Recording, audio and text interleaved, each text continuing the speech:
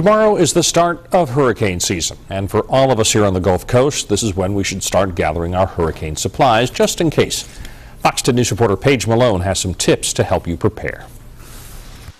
There are certainly perks to living on the Gulf Coast, but you have to take the bad with the good. Although there's nothing you can do to stop Mother Nature from brewing up something nasty, you can do your best to be prepared. Interim Baldwin County EMA Director Shannon Spivey gave Fox 10 a few tips on how to get ready. June is a great month, the beginning of June especially, to get prepared. There's no reason you can't go out now and buy those batteries and baby wipes and get your medicine, your first aid kits.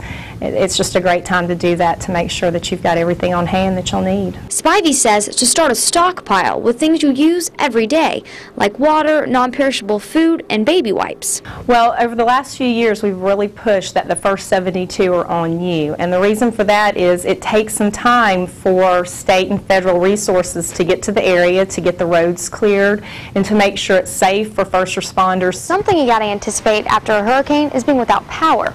So one thing you can do is get a generator. But if you're not ready to make such a big investment, make sure you have plenty of batteries and flashlights on hand. Spivey says the more you know, the better you are. Look at what is surrounding your home, trees, other structures that could potentially become projectiles. To protect your home, and more importantly, what's inside, have wood on hand to board up your windows if things pick up. When things really get bad, you want to be sure you're ready to evacuate. So that you know your evacuation zones and that you have your reentry decals, and if you don't know what those are, now is the time to call City Hall and get that information and get prepared for that. One concern in our area is that emergency responders across the board are stretched thin as relief efforts continue in North Alabama. Spivey says our first responders have begun preparing and are as ready as ever.